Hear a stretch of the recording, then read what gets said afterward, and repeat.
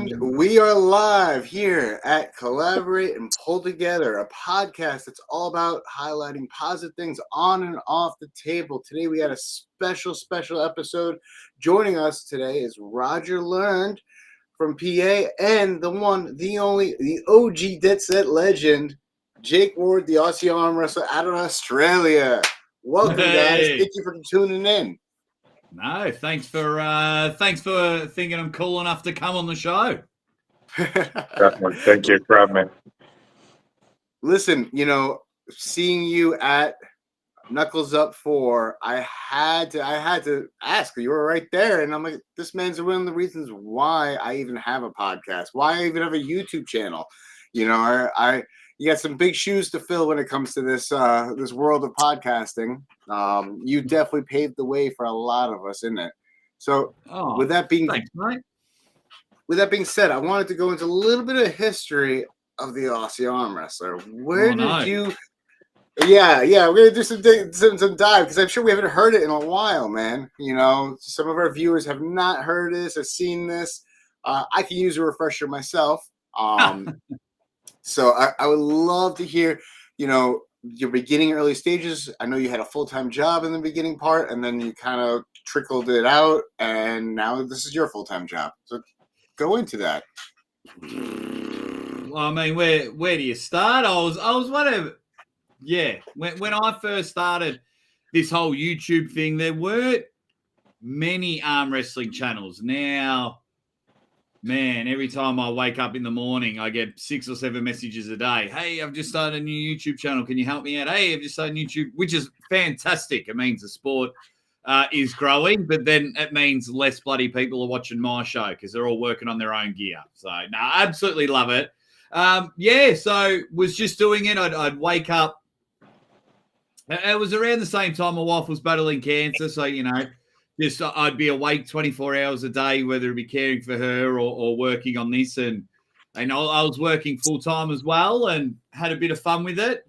And then, the world went really weird. It went really, really weird, as we all know. And people know, well, if you don't know, people knew my stance on it all. So I ended up losing a very important, not important job, but it was financially stable considering we were very heavily pregnant with our first child.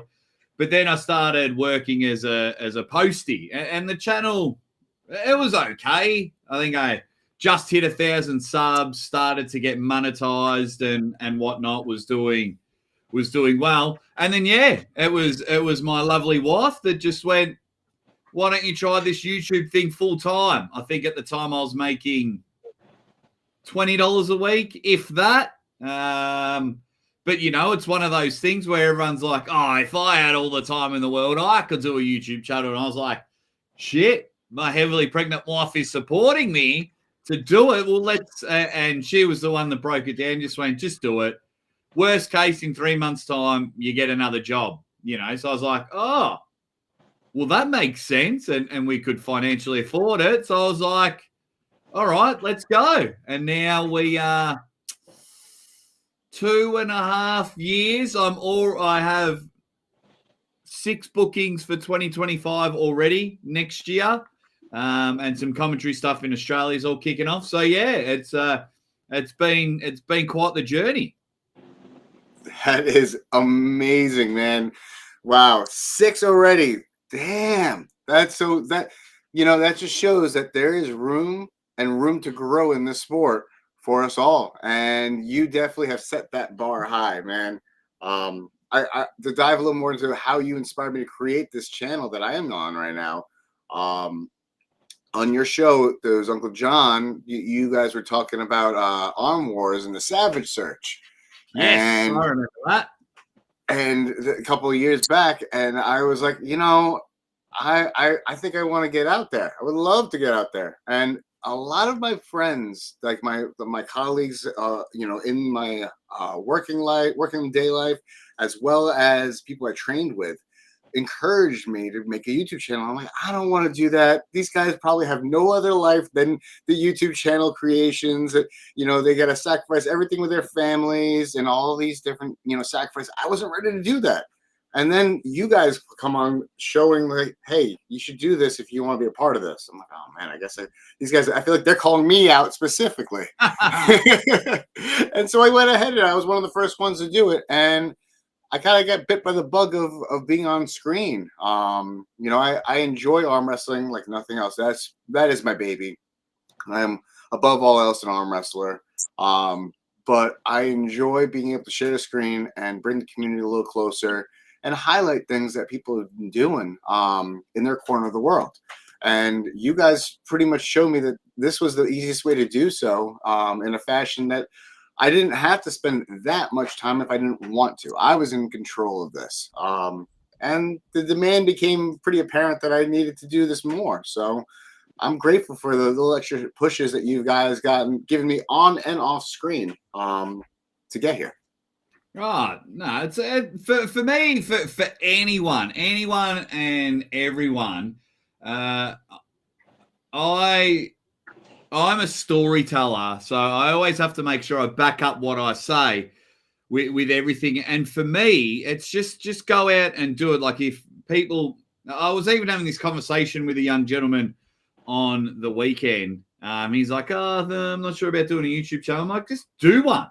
Like just start a YouTube channel. Like do it, because in 12 months' time, when you're humming and hawing, you've at least got 12 months worth of content.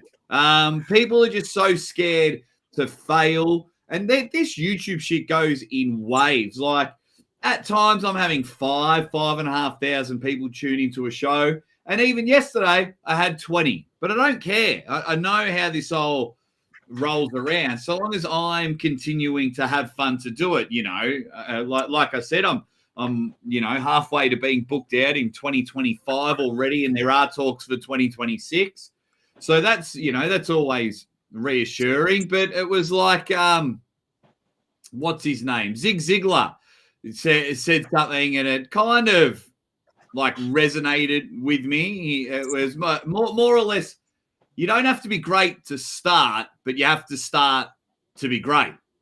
And it doesn't matter whoever we all are. We all start on 0 subscribers.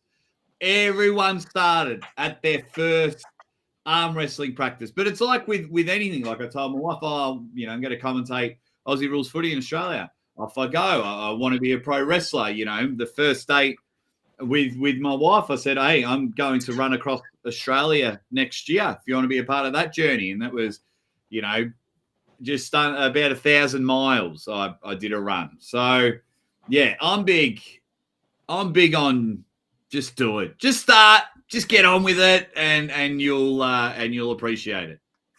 You know, just seeing where it goes and have fun with it, right? That's one of my favorite things about it, is that I really don't necessarily have, I'm sure you have your plans and your goals that you've developed as you went along. But at this point in time, my only goal and plan is just to connect with people. And, you know, then I go out and travel to events and get to meet them. And like I said before, you know, I got to see you in person for a second time in 1 year, which I think is amazing. I never thought that would be possible. Due to Knuckles Up 4. I wanted to ask you your opinion about Knuckles Up 4. We're going to get into a little bit more questions, but what did you think about it? What was your highlights? What was something you know, it was like, wow, this blew the lid off of this event specifically? Knuckles Up 4 was terrible. No, not at all. I absolutely loved it. Knuckles Up, they've got something special there, and they're not losing their vision. I've been a part of promotions before, and they've had something special and unique, and then they just changed it. Like we have a term here in Australia where you start drinking your own bath water and start thinking you're the fucking bee's knees, and you just change everything. Where Knuckles Up 4, they're 4 events. They're very open on feedback and criticism and things like that. Their events are great. They're very well structured, so the athletes have nothing, like 0 to worry about. They get gift packs and everything like that. They are treated like the superstars they should be. And Roger knows. He was at Knuckles Up 3, which was awesome. He cheated to beat my man John Thompson, but you know, fuck Roger. So no, but it was cool. You know, Roger's been a supporter of the channel for many years. So it was good. You know, I spent a lot of time with Roger and Knuckles Up 3. And yeah, but the highlights, of course, I really loved the James Wall Craig Tullier match. I'm very heavily invested in James Wall. I probably speak to him 2 or 3 times a week. Of course, whenever Australians are on the card, it's great, and it's even better when they win, like my man Mario Tambakis. It's good the Bulgarians are getting a go, all the ones that are getting banned around the world. And for me, I just love just seeing people. It takes me 25 hours plus 3 hours in Australia and 5 hours in Hong Kong just to get there. So it's a 68-hour round trip just so I can maybe chat to you for 5 minutes and someone comes up and goes, oh, I like the show or great job announcing and things like that. And for me, that's all worth it. In of itself, there's traveling and getting to hang out and see the people, like I said before, like you just said now, that is, worth its weight in gold. Definitely is. So you mentioned we have Roger here, and we also got Aiden. We'll get to you in a moment, Aiden. They're picking on you in the chat. Yeah, I see unless that. you're picking on yourself, though. But Roger, you got to meet Aussie at Knuckles Up 3, and that was your like big opening scene right there. And I mean, you came in with a strong fashion, taking out Aussie's best friend right there. Tell us a little bit about that experience, and what you've been up to since then. Honestly, the experience itself was the best. I mean, it was a superstar experience. I mean, can't really describe it because I've been to a Michael Todd event, I've been to various events, and it's just Knuckles Up is definitely on top. And besides, I've been laying low. Honestly, I've been taking up super matches, and I lost my last super match with Bigfoot, so I've been kind of getting back to square one and just training a lot. Oh, I mean, we've announced it already, but he's got a big super match coming up in Montana. He's going to be representing the Northeast in a group of Mary Bennett's of City Slickers going out to, the big mountain state, big sky state. Country folk better beware because Roger's coming off of a loss. I know Roger. When he comes off a loss, he's coming full head-on, like collision status. No regard to anything. So look out. Look out. Definitely. So why did you do nothing, Roger? So for me, I think that it was a huge opportunity. So you were presented on Knuckles Up. You beat Uncle John in one of the matches of the night, if not the matches of the night. It was fantastic. Why didn't you try and capitalize on that situation to then further your career? I talked to Uncle John about a future match, but he had one with Passmore, and after that, I just really haven't pursued anything after that. You got to jump on situations like that. You got to jump on it, my man, so you can continue to be flown around the bloody country and even the world. That's what I'd recommend to any puller. I just want to be worthy of that before I'm 5 years in the sport. I'm not making no excuses, but I want to be sure I'm ready. But you've been in the sport probably longer than me. So what makes you not worthy? What makes you not worthy? I just seen, Paul Lim, he's one of my top dudes, and it's just seeing where he's progressed. I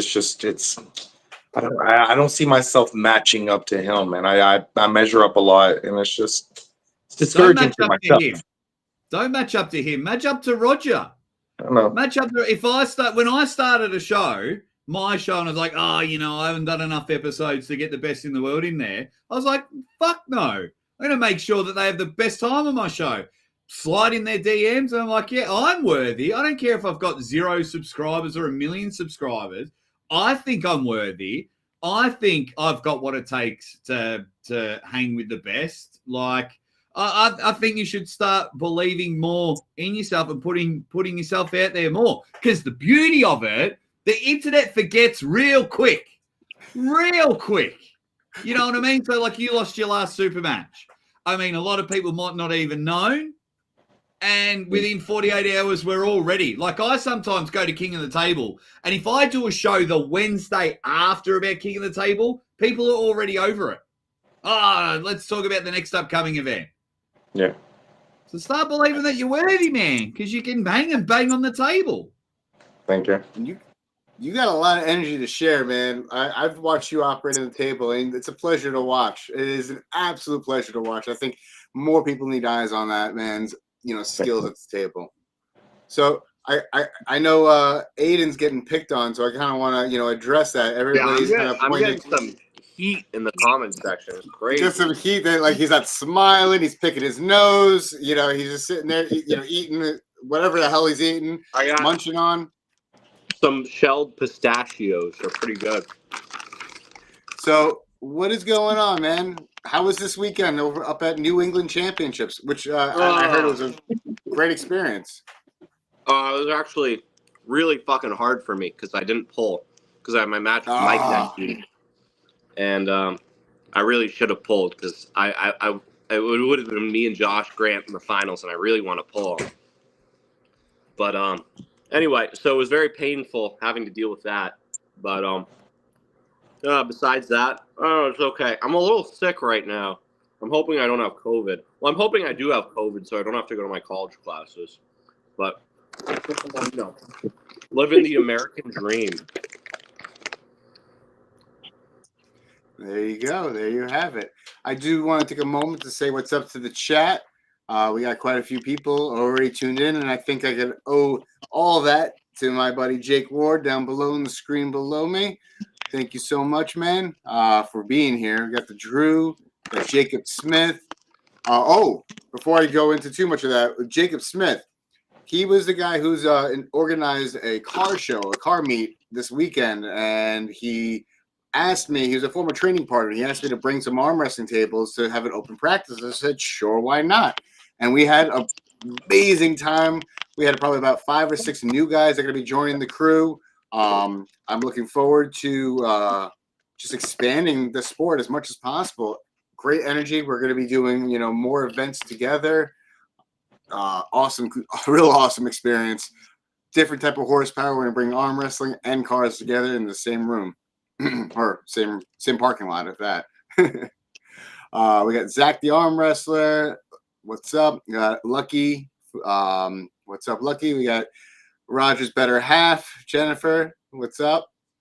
Or better third, I should say. And we got his other better third in there too. We got the Drew. I think I said that already. Shubit, Dave Shubich is in the house. He's calling you out. Aussie, he didn't get to link up with you this last time. Yeah, I think it was the first or second Knuckles Up. We just we were in the toilets together. He knows what's up. He gets annoyed if we don't get to have piss wars together every Knuckles Up. You gotta make it a ritual, man. Yeah, we did it the first or second one. We got Ryan Boussier in the chat, Luke Polsher, Western Kentucky Arm Wrestling. What's up? Through the Fingers podcast. That is Brian Parliament up in Canada. We'll be seeing him next month. Crystal Malik. That's Brian Malik right there. 176 guy. He says, I see you. I'm coming for the 176s in a fashion like never before. Isaiah, thank you for tuning in. James Clark. Let's see, did I miss anybody? Red Hot Chili Peppers. I think I got Jesus Gonzalez, Paul Lynn, Melissa Thompson. Ray Romanowski's in the chat too. All right, that's about everybody I think I caught up to. So, damn, I don't know how you do that so seamlessly, man. Shouting out everyone in the chat. That is definitely a job in itself, other than just doing a podcast and talking to people. Talking to a screen is one thing, but talking to, people that you can't see on screen is a whole nother. It's easy. It's easy. Anybody who's about to start a podcast, what piece of advice, other than just starting it, like what little tricks of the trade, what little nugget of knowledge can you share that can help somebody, get the jitters out? Realize what you want your podcast to be about.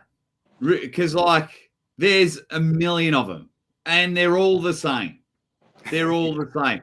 So find your point of difference. You know what I mean? Like everyone, and if you are going to go live, yeah, acknowledge the people that are turning up.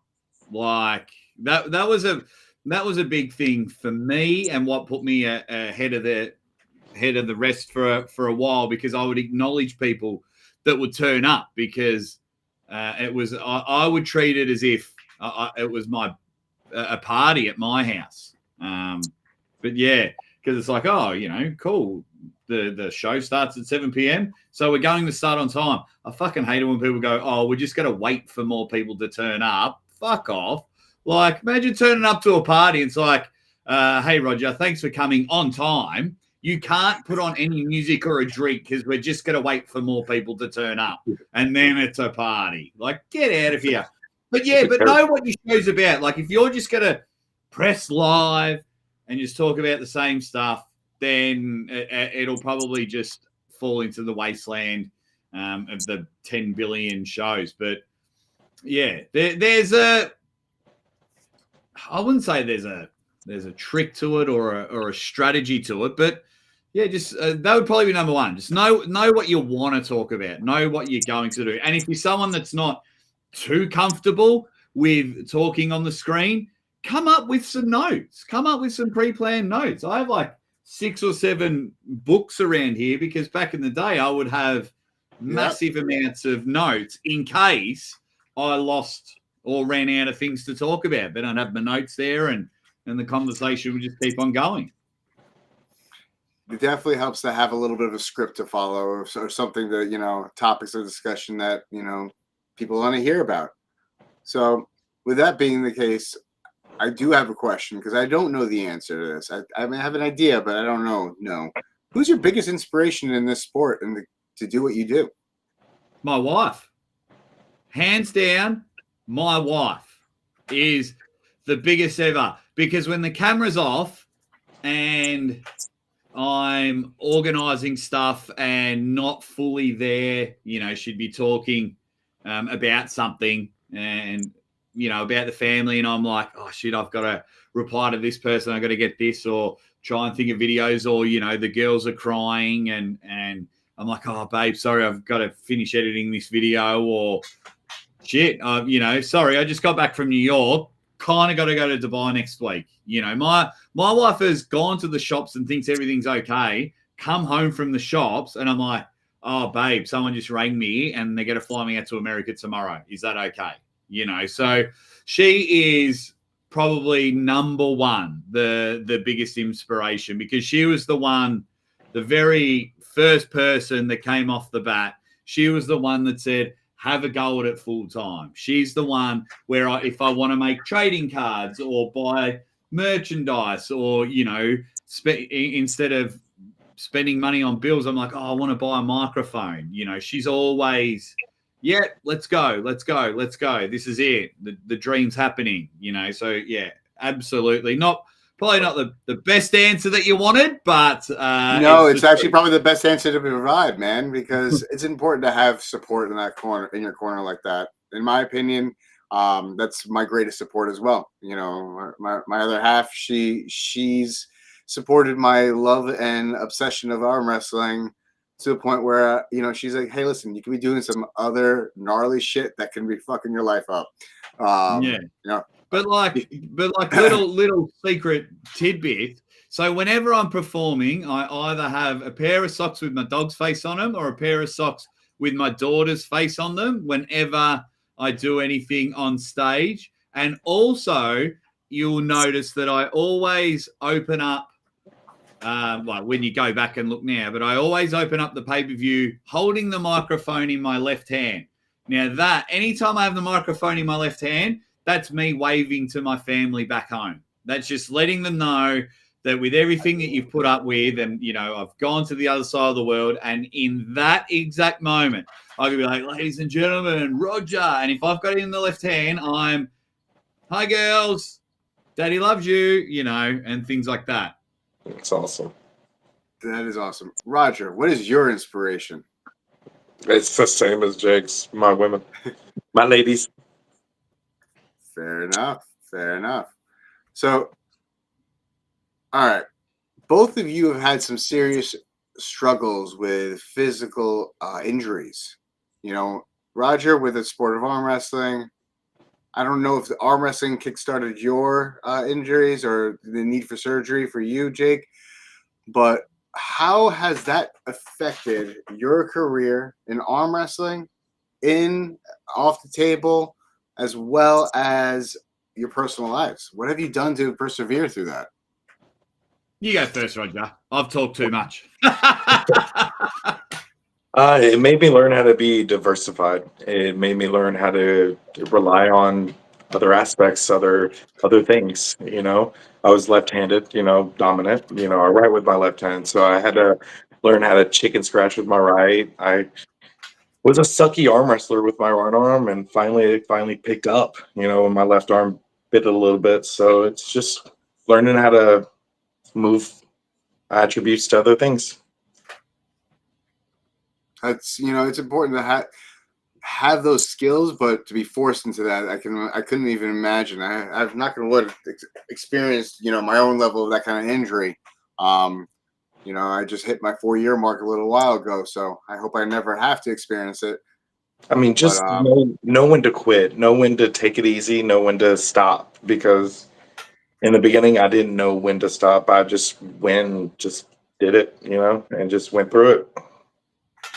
Gotcha. And the break was the me showing me I was human. So definitely if you don't mind diving a little bit further into it, when did that happen? What happened? I know I was there for it, but it was about, I'll say, 2 years ago. And I was in a match with Doug Allen, and I won the first round, and we came back in the finals. And my ego pretty much did not let my arm go down when it should have, and I just ended up popping my elbow. You had a microfracture. And yeah, I guess I had a prior injury and I didn't know about, and I went through with it. So that's what happened. So when you got aches and pains, guys, keep an eye on it. Pay attention to listen to your body. That's the moral that I get from this story. Listen to your body. Listen to what it's telling you. Don't try to push through the pain. Slow down. The universe is telling you something. I'm sure. I'm sure Jake's no stranger to the universe telling him to slow the hell down sometimes. What happened with you? My body's cooked. I've had multiple finger dislocations. I've had my left shoulder dislocated, broken nose. If you look closely, my nose isn't straight. Broken nose, several concussions. My back's unaligned. I've had my right hip replaced. I'm going to get my left hip replaced hopefully next year. I need surgery on my left knee. I've got chronic tendonitis in my left Achilles, mild arthritis in my wrists, fingers, and ankles. My body is cooked. I should have never started arm wrestling training. My surgeons tell me all the time to stop. I think it has had a bit of a negative impact on the arm wrestling career per se, because what happens is, you go to all these events, and so many people are excited to get on the table with you, and when you're absolute dog shit and really weak because you don't train anymore and your hands just can't go and you're all swelled up from the giant flight, like even now, like even just sitting here in the chair just causes immense pain. Haven't had a good sleep in about 11, 12 years. So it all adds up. And all these injuries came before arm wrestling. I'm a 100-kilo bloke in an 85-kilo body. Like I used to just be able to go run 30 kilometers, not a problem, and things like that, and stay relatively light. But because of I can't really do much anymore, and I refuse to diet properly, I'm a bit heavier than what I should be. So, from what I'm gathering, guys, wellness needs to be made more of a priority. Listen to what your bodies are telling you. Slow down. Because you only get one chance of these things, these vehicles that we call our bodies, right? And there's a quote actually at my job. So just for qualification purposes, I am a licensed massage therapist. I do medical massage therapy for rehab work on a lot of post-op, injury-related, no fault, so on and so forth. But one of the signs in my job that I've committed to memory, because it really speaks to my message that I like to share with everyone. Make time for your wellness, because otherwise you'll be forced to make time for your illness. If you don't prioritize you, you're going to get hurt. Something's going to give. Even though this sport's great to explode into and jump into and everyone wants to, listen to it. Don't push yourself too hard, because you don't want to get hurt too bad and get laid up, because I personally, for one, plan on being here, for at least the next 20, 30 years, if God given, nothing takes me off the planet before then. And I haven't had any serious. That's too long. Another 20, 30 years, you'd have to shoot me. I'm robbing a bank. I'm in and out of this sport quick. I can't see myself being in there that long. Bloody hell. I'd be 70 in 30 years. Nah. Yeah. I'm all for it, man. I want to be like up there with the Norm Devios. I know Brzezinski's not at 70 yet, but I want to be up there with, by the time I am at that age, my name is known, as the arm wrestler that stuck with it consistently. So, yeah, I think listening to your body is the number one way to do that, and practicing safe. Practice, letting the ego take the back seat, and leave it at the door when you go to a practice. I know, like, there's times where I'll want to have pulled somebody, but I'm like, you know what? I need to lay it off of this arm because I got too many other things going on. I mean, all my colleagues think I'm a nutcase for even arm wrestling in the first place because of what I do for a living. And they're like, don't you know all the risks that are involved? I'm like, yeah, actually I do. I know it better than most. But I love it. And so I'm going to try to maintain it in some capacity or form, however I can. Let's see what the chat has to say. Everybody is appreciative of both your approaches on what you've done with your wellness in regards to, taking a step back and focusing on taking care of yourself and listening. Some people actually sit there and say the reason why arm wrestlers get injured is because your arms aren't meant to move like that. That's true. It is truthfully an unnatural positioning and motion of the body. It's so dumb. It's so dumb. But it's older than time itself, man. It's been something that cavemen done. Like arm wrestling's the oldest sport and the only sport that can lay the claim that no matter man or woman, you've participated in it some fashion. Not necessarily at a professional level, but some argument, dispute related fashion. You were in an arm wrestling match somehow. We got Andy Beckett in the chat. What's up, man? Andy's awesome. Yes, sir. I haven't seen him in a while. while. A lot of cool people in the chat. Oh, we got quite a few of the usual suspects in there, so I appreciate them being in there. And we got Stan Walco as well. All right, so here's a really important question. What are your short-term and long-term goals in the sport, Jake? What do you got? What do you got cooking for us? What's in the pressure cooker? Well, all my short-term goals have been made. So, like, I'm almost booked out till 2026. We're September 2024. So I keep looking over here because I've got a whiteboard with all my bookings on it. And it still baffles me to this day that I have all these bookings and demanded around the world. And people think it's cool if I turn up to their event. So I'm always appreciative of that. I'm always appreciative of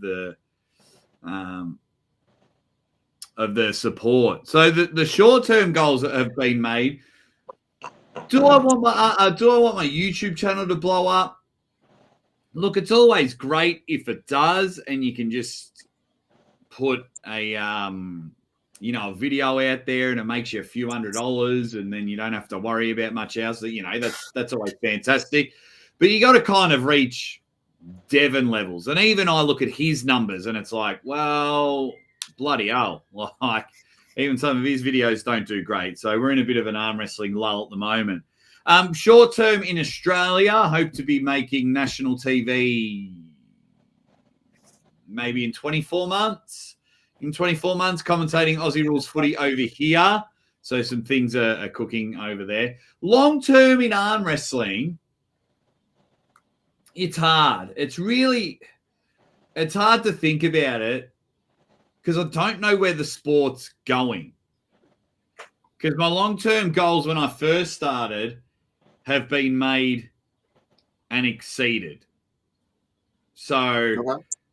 it's a bit of a misty air at the moment, not sure what's going on. So now I look at something like Knuckles Up and I'm like, right, how can I help raise the Knuckles Up profile, whilst I'm there and involved and help them out and give them any sort of advice if they want to listen. So something like that's always fun. I won't mention who, but I've started managing some athletes, get them some bookings and whatnot.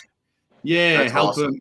help them out to get in there. Look, it's relatively easy. I don't get any money from it. I don't ask for any money. It's just kind of, I see the good in a few people and I'm like, man, if I can get you in the right direction for a match or something, then I'll be pretty happy. So, and all you need to do is get them 1 or 2 bookings. And if they do well, then you're not needed anymore. Then off they go and they run their own thing. So yeah, I've been flirting with the idea of maybe running a commentary MC seminar. Just trying to put whether it's just a 1-day thing or a 3-session thing or a 5-session thing. I'm not too sure if anyone wants to get into commentary, because a few people have reached out and gone, any tips and tricks on how to commentate and MC. So because with so many promotions, especially in the United States coming up, if I can sit there and guide someone and then I see him at like a Montana Armbenders, even though I'd love to turn up to one of their events, and I see them on stage, I do get a kick out of that. It's like, oh my God, like, okay, I was able to help him out. So yeah, short term and long term are a bit up in the air. Fair enough. I appreciate that. It's always nice to hear what the goals are, because it helps others create their goals too. As I said, you're a trailblazer. You are a trailblazer, whether you believe it or not. You are, and you've lit the pathways for many in different capacities. Thank you. Roger, what about you? What do you got for short term, long term? I know what one of the short term goals is. What's the long term goal? We'll get to the short term one in a moment. Okay. I'd say the long term is just to see. I want to be part of arm wrestling when it's great, when it's a recognized sport. I want to be there. I want to be the front row seat. I want to be an athlete. That's my long term goal. That's as good as one as ever, man. I share that sentiment. I can definitely share that sentiment. So, we'll get back to the short term goal in a moment. But first, I want to talk about something that's happening this weekend, upcoming. We got the King of the Tri-State. This is an event that is a Arnold qualifier. So, talking about an Arnold qualifier, the Arnolds has been taken over by the same production company who has done Knuckles Up, the High Five crew. These guys have really elevated the game of togetherness, of working together and bringing other people into the same roof for a common goal. And one of the guys that got brought into the roof is Steve Fernandez. He's usually on the show with us I call him my reluctant co-host, because I always drag his ass onto the show, and he's here. He's been here almost week after week since the inception of this channel. But work took him away from us today.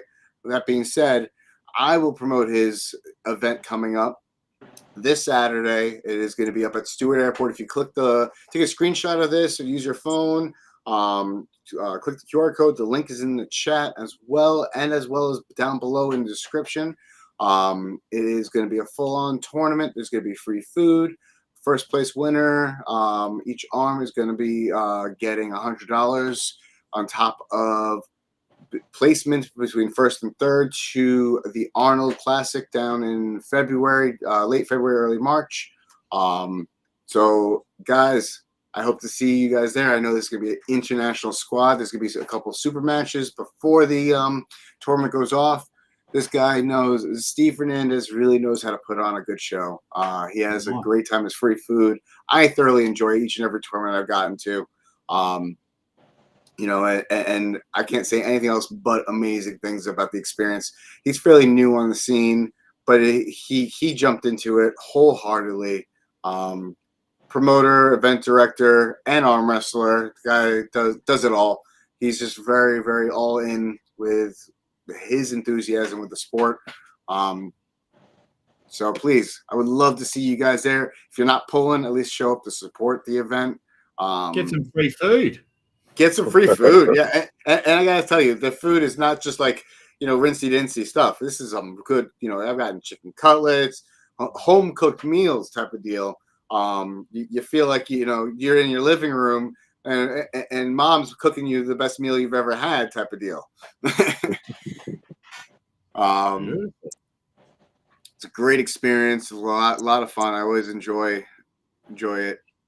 Anybody have any questions, you can go ahead and reach out to New York Tristate Armwrestling.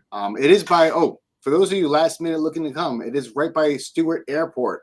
I don't have the exact address information, but if you check the link, you can go ahead and take a look at that. But it's literally across the street from the airport. So if you want a quick fly into New York Stewart Airport, go ahead, compete. Please join us. We want to see you there. And New York Tri-State Arm Wrestling will have all the information about it on their Facebook page. So please tune in, like and subscribe to their page. He has a new YouTube channel linked there as well. I want to see that grow. I want help him grow with that. And I know he's also going to be a part of Mr. America, which I believe is early October. So stay tuned on his channel for that. Now, Roger, we got something cooking next month, though, later next month. All right? This is the short-term goal that we were talking about. Jake, you mentioned the Montana Armbender League before. Yeah. So I originally had these guys from Montana on my show, and we got talking, and we're like, hey, we want to see a nice, super match series, the best of our region versus the best of your region. And lo and behold, next month, we are going to be having a super match event in Montana. It is going to be country folk versus city slickers. And it's a nice little fun gig that we're going to be doing. The event page does need to get some updates to it. We have a different location. It's going to take place in Great Falls, Montana. It will be streamed on the M Spot. The event itself will be streamed, but we're going to, city slickers, we always busy. We're always a busybody individuals. We always got something going on. So we're going to turn this into a little bit of a reality show, if you may. We're going to be all meeting up over at Steve Fernandez's house, and he's got a party bus that's going to take us down to the airport, and we're all in the same plane. We're staying at a mansion in Montana. We're going to get a hot tub. We're going to get see some hot springs. We're going to get some visuals of downtown Montana, whatever that looks like. I know it's country folk, so I'm not expecting much of a city per se, but I'm looking to see some mountains. Looking forward to that. And this is going to be very cool. Live streamed. We're going to have interviews, getting to know the pullers a little bit more. Roger, go ahead, tell us. You're going to be a part of this, right? I believe so. I'm representing the 230 class. So, I got an opponent named Joe, I believe. Joe Fur. but I mean, I've never heard of them, so there's no videos whatsoever on them. So it's kind of hard to do my research on them. Wow, that's cool. That's exciting. That's really exciting.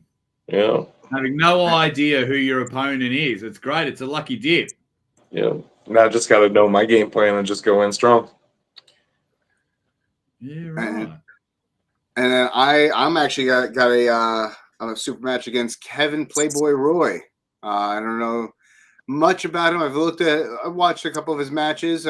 Just learned about him recently. He's been in the game for about 10 years. He's got side pressure up the wazoo, and I'm looking to put a stop to him. I know he's a strong guy. Yeah, Kevin Playboy Roy. He's got quite the personality. Originally from the Northeast, but moved over to Montana a few years back. Yeah, right. Well, I'll put my money on both of you guys. So if anyone in the chat wants to have a bet, I'm going to bet on these two. There you go. There you go. I feel even more powerful now. Beautiful. And then so when we were at the Montana, we're gonna be the channel. Let's see, do I have it linked over here? I think I do. Yeah, here we go. So go ahead and subscribe to the M Spot, because that's where the actual arm wrestling event will be posted live. And I'll go do that now. yeah, subscribe to their channel, their YouTube channel. They're going to be the ones that are going to be airing this. You're going to see our face-offs probably before it. Get a little bit of the interviews that we have will be on there, as well as the interviews will be on both New York Tristate Armwrestling YouTube channel and on Steve Fernandez's Facebook. So please subscribe to all the channels that you can. They're all going to be linked in the description as well. We're just trying to bring a little bit more exposure to the sport and give people relatability, because that's one of the reasons why we're doing it as a reality show. Jake, one of the things that we've noticed is that a lot of the superstars, their names get thrown around, but we don't really know who they are. We don't know their, a day in the life of Devin as much as we may want to, per se. And we don't get to, know them, but we get to know someone like Roger. So we're going to learn about Roger's history. Off with Roger. You don't fucking want to know Roger. Bloody hell. No. Pick someone else. Pick someone else. It's a bad example. Jesus. But you're going to be able to have people relate to each individual, puller. All the different walks of life. We have a father and son duo coming up. We got myself, with my weight loss journey coming in. And to talk about a little bit, I'll talk a little bit more about my recovery. I'm a little over 9.5 months clean, and I get to talk about my experience with that. So we're going to be, talking a lot more in detail about our personal lives and getting to know us as individuals, so the viewers at home can relate to something that we've done. I'm like, hey, this is like, I live that lifestyle. I'm pretty familiar with that. Maybe, arm wrestling might be something I would want to enjoy more, because it does take all walks of life and it does attract them all. And the camaraderie is pretty cool to be around. So that's one of the things we wanted to highlight. Yeah, fun. Love it.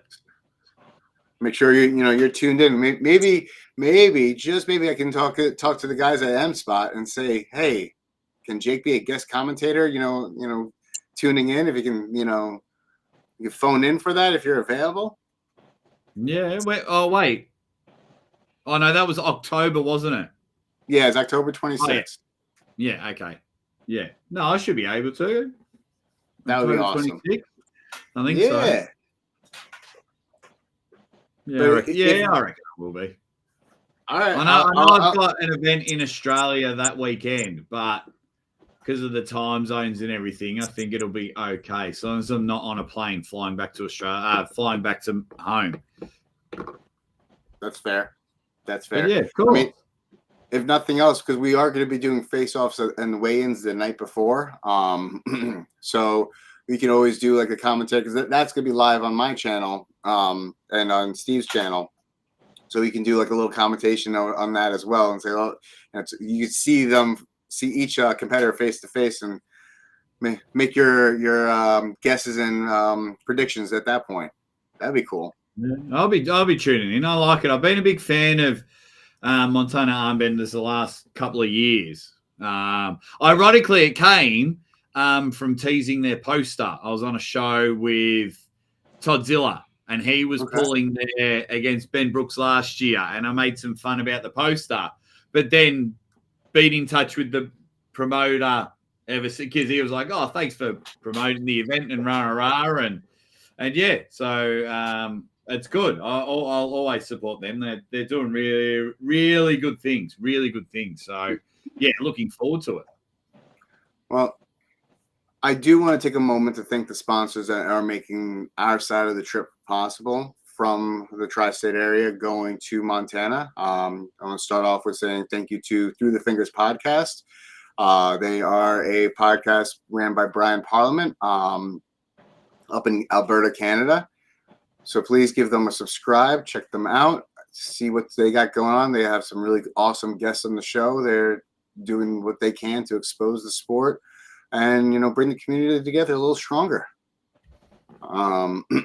Also want to thank Repel Restoration Incorporated, a basement waterproofing company. They're a local Deer Park company. He's been a big time supporter of me in all my arm wrestling endeavors. So thank you so much, Mike. Check their website out for local Long Island basement waterproofing. That's pretty good. Joint to sponsor, yeah. That's weird. Yeah, that's weird about you Americans. I don't know how you do it, but you do it. You get weird ass people to promote you. Like Tim Talmadge got a kindergarten person, like a kindergarten to sponsor. That's how I got to go to Arizona State last year, because he got a kindergarten to drop thousands of dollars. And I was like, yeah, you Americans, you love betting on yourselves in arm wrestling matches, and you get weird. Well, some of them are weird. It's how we open up the community, right? We got to open up the floodgates somehow. Yeah, I think it's brilliant. I've always said that regardless of what's going on in arm wrestling at the moment, I think the United States has the power. And once they stop bowing down and doing their own thing, everyone will be begging to come to the States.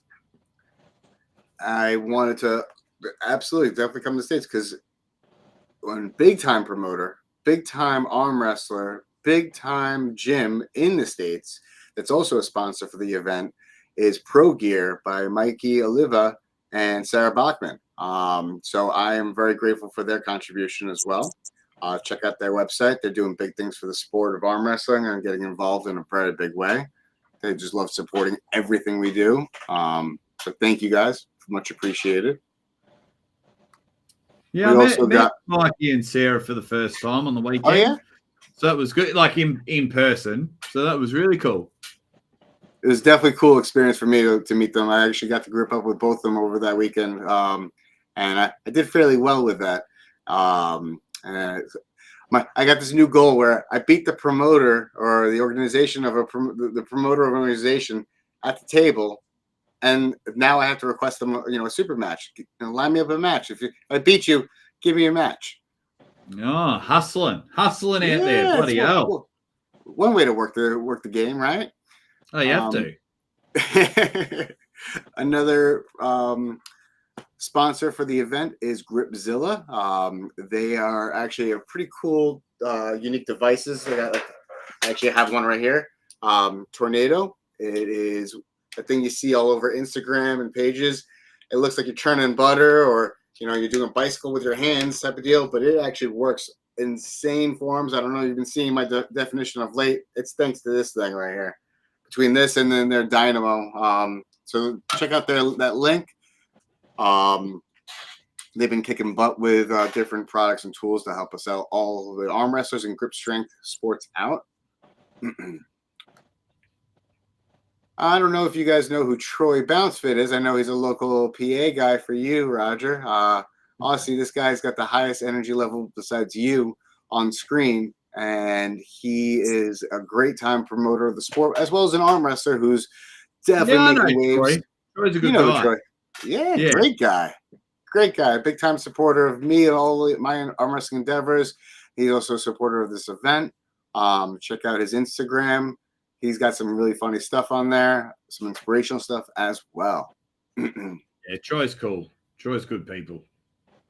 And I got two more sponsors to highlight for this round.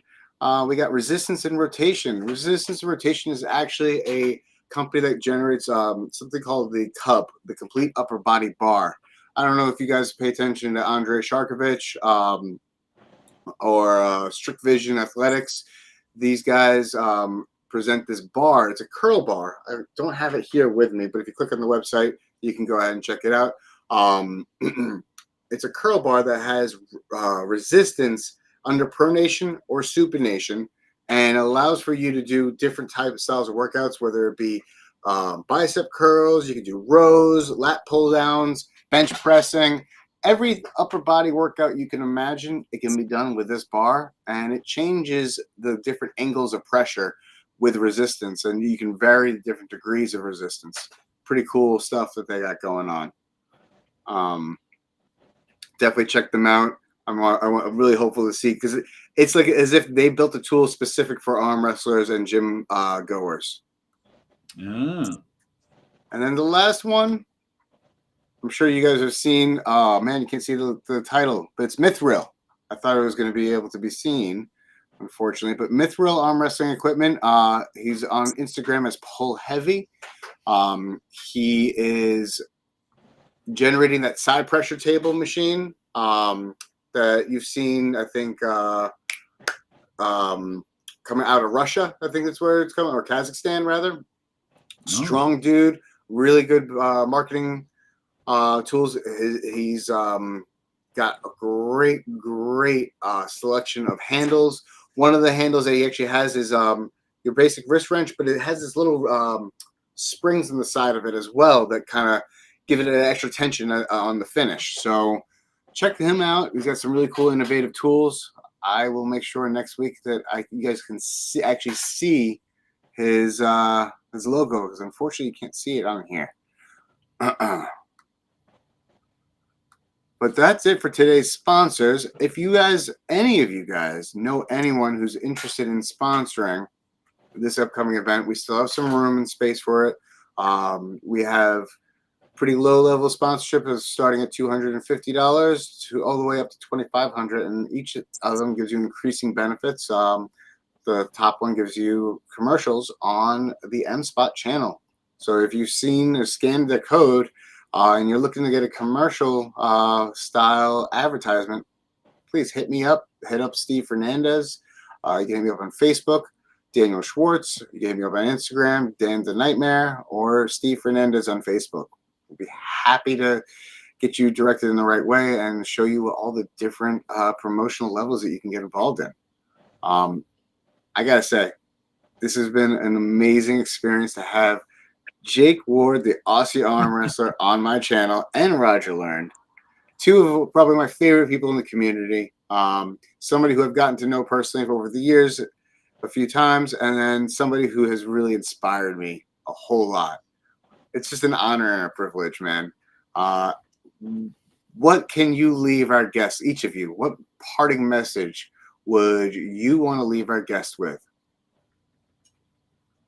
I'll go first on this one since Jake is better at the end dialogue.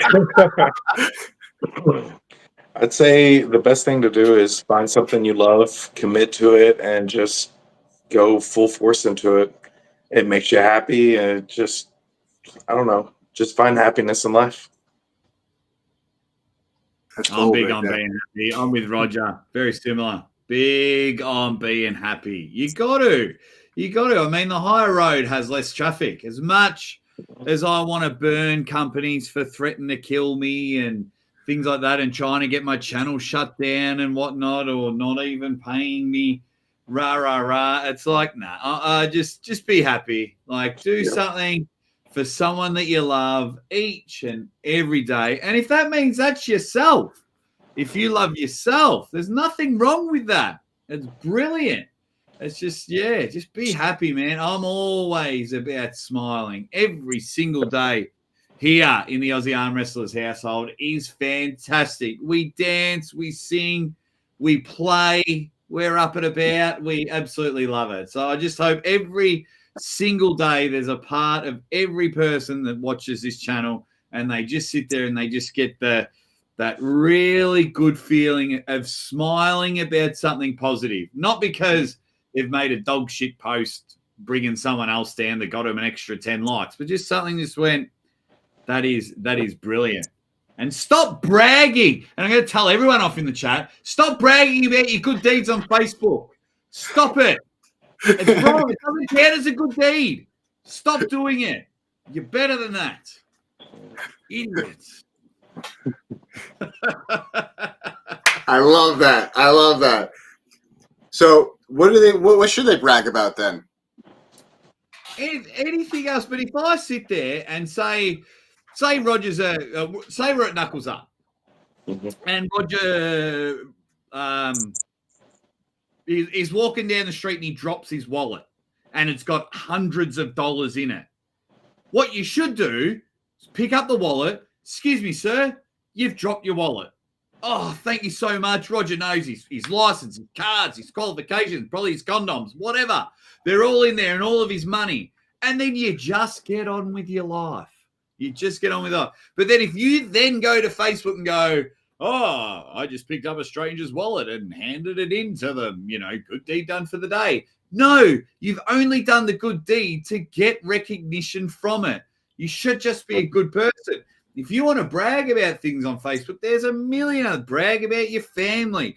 Brag about hitting a PR in the gym. Brag about you got a super match coming up. Brag about that you're being booked for something or you've been invited onto a podcast. But don't brag about helping someone. Oh, I helped this old lady cross the road today.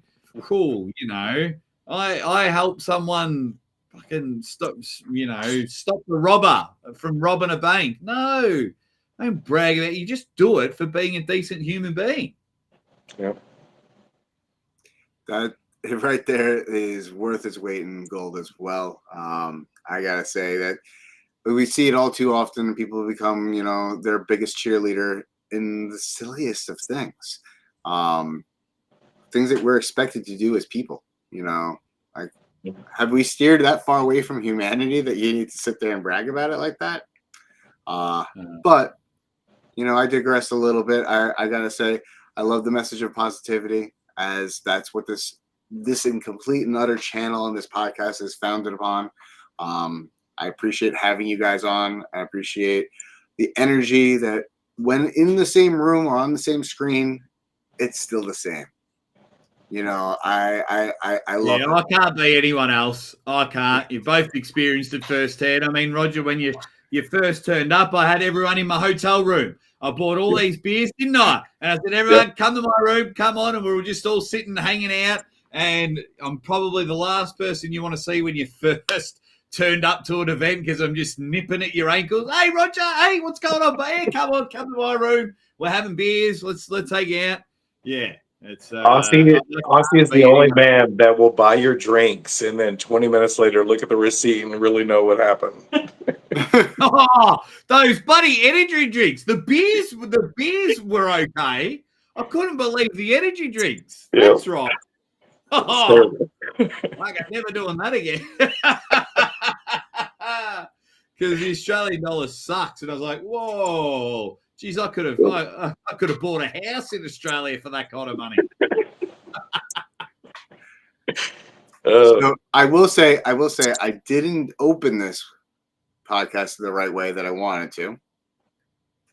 Somebody reminded me in the chat, but we need to go out with it.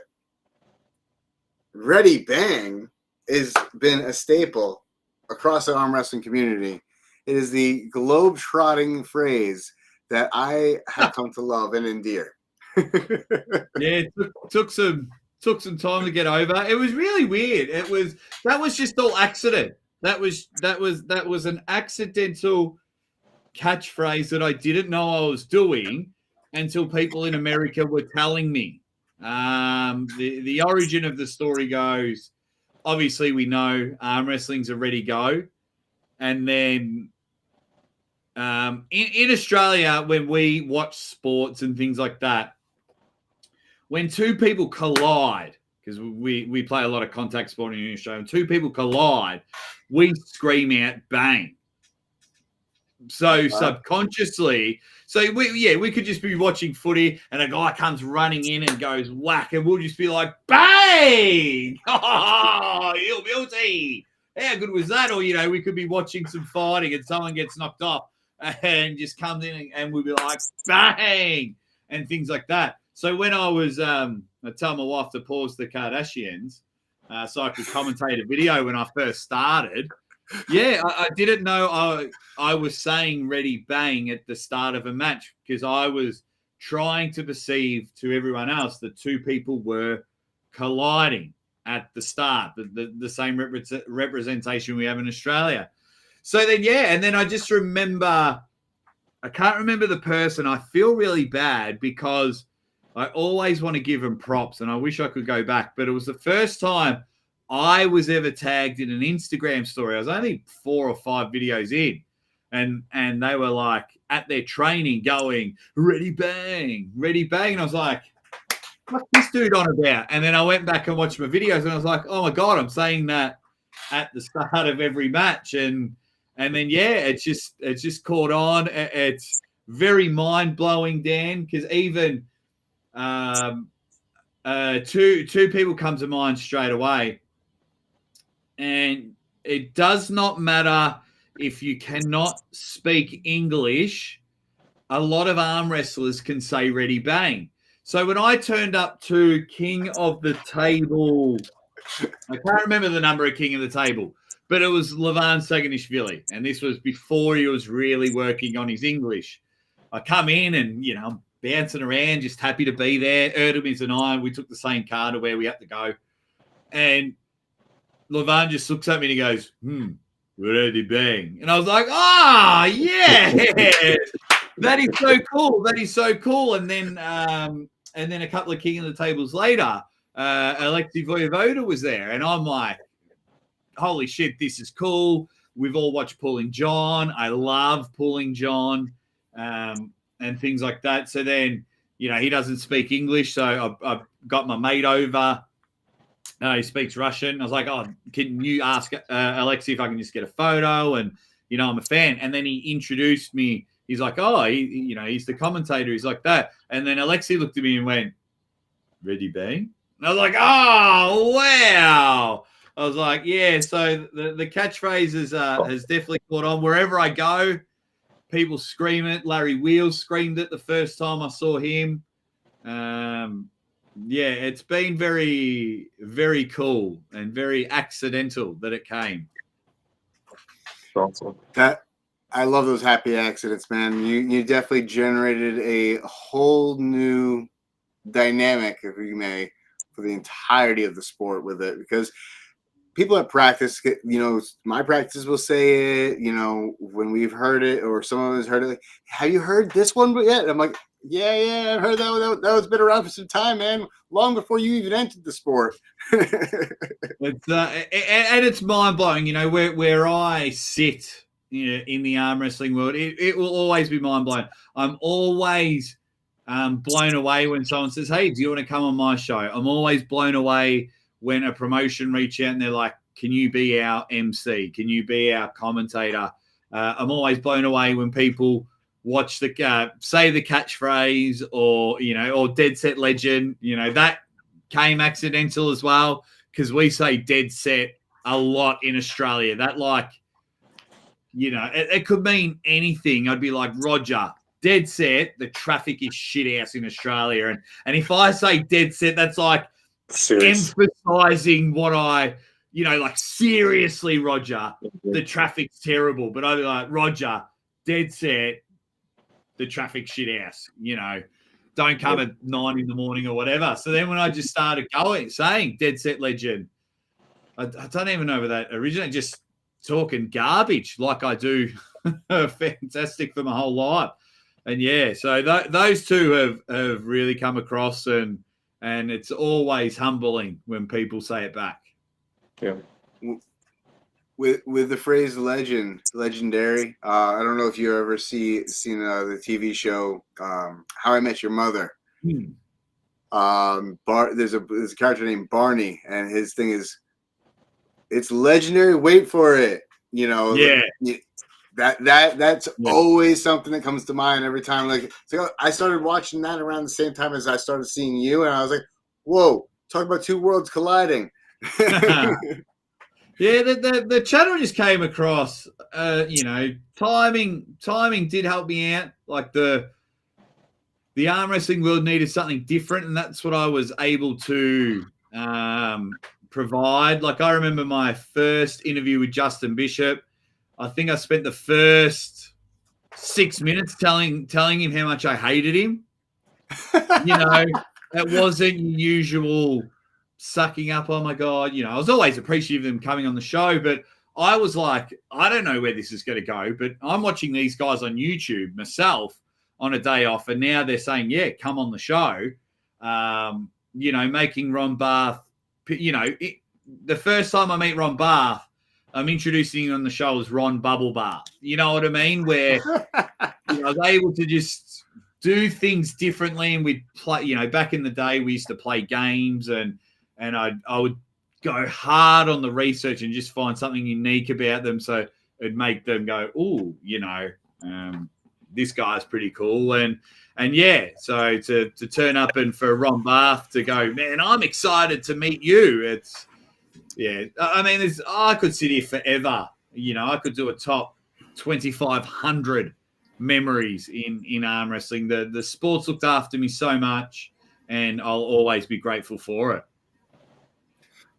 You know, we're grateful for you, and I gotta say, talk about fashionably late. We got Steve Fernandez, the man behind. I was just about to hop off as well, but Steve's jumped in, so I'll stick around for another 10 minutes. I was just about to message the chat and say, I've got to go in 5 or 10 minutes, but I don't want to be rude and think that Steve hates me. No, I don't want to be rude, which I was already rude by being late. But so I want to just apologize before anything, guys. So my apologies for being late. You know, I'm not usually Dan. You know, I'm usually on time on doing everything. But there's a couple of things that happened at work today that I couldn't really do anything about. So, you know, I had to take care of a couple of things at work, and I got home a little bit late. So I apologize for being here at such a late notice. I just want to say hi to the Aussie ArmWrestler, the main guy that does everything all around, knuckles up, and all around the world. So I appreciate you for being here, man. Thank you so much. And Roger Lurie, my main man. Can't wait to fucking see you, man. Can't wait to see you on the table again, man. You know, I always got things rolled up for you, man. Roger, you know that. But thanks, Dan. Thanks for having me on, man. I appreciate it, man. Thank you so much, Dan. It's an absolute pleasure and privilege. You know, I just talked a little bit about your upcoming event this weekend, and talked a little bit more about you know, thanking our sponsors. I publicly thanked each and every one of them. Just to give you a lowdown of what we've already talked about. We talked about got to know Aussie a little bit more, got to know a little bit about Roger. Didn't want to get too much into, you know, Roger's history, because we got all the, you know, the live stream when we're in Montana to collect a lot more information on him. But I don't know if you were tuned in, but did you have any questions for Aussie before he does have to take off? Because I know he's working on different hours than we are. Yeah, definitely. What time is it over there? It is 11:45, so almost lunchtime. Holy tomorrow. Shit. Oh, it's 11:45 lunchtime? Tuesday. Oh, okay. That's not that bad then. I thought it was like 12 o'clock at night you were going to say. I was like, holy shit. I was like, but so you're just about to eat some lunch then. Yeah, that's why sometimes I find it funny, especially when I do interviews with the Europeans. Everyone's like, oh, Aussie's a bit off his game, or he seems a bit, you know, he seems a bit weird in this show. And it's like, motherfucker, it's 2 o'clock in the morning. Like, I've got 2 girls, 2 years and under. My wife does an amazing job, but we get hardly any sleep at the moment. They're not too crash hard. Trying to run a live show, and I wake up at 1:45 to start my 2 o'clock in the morning show. I pull your heads in. Yeah, man, that's rough. That's definitely rough. But I always say, you guys don't have to worry, because I'll let you know when the world's going to end, and just let you guys know you've only got about 10, 11 hours left to go, because we're ahead of time. So we'll let you know.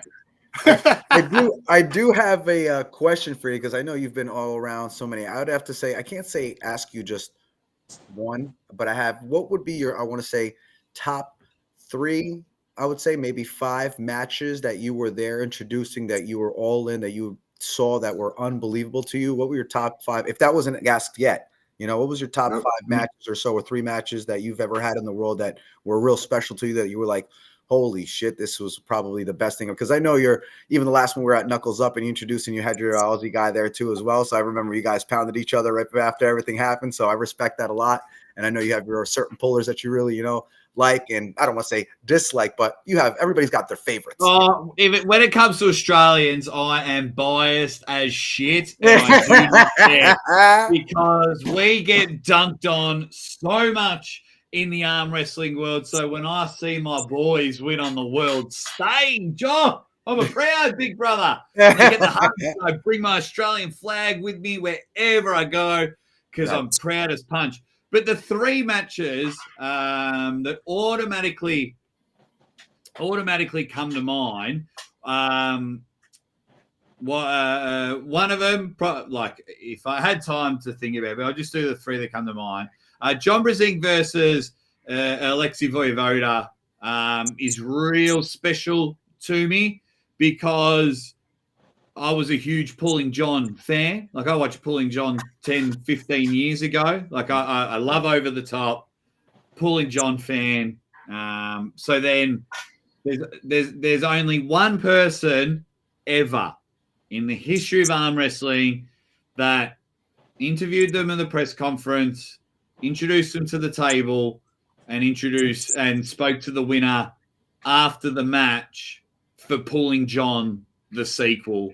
And that was me. That was an arm wrestling fan of the first documentary, and to just like be living in that moment. And like, there's a nice photo at the press conference. I'm here.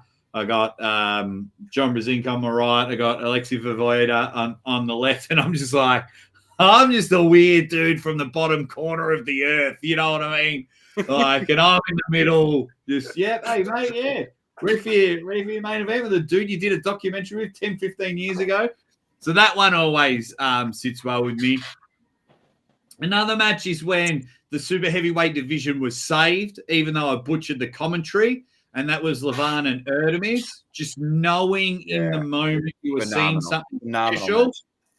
And I went the early crow, and I was like, Levan's in a King's move. Levan's in a King's move. Well, he wasn't.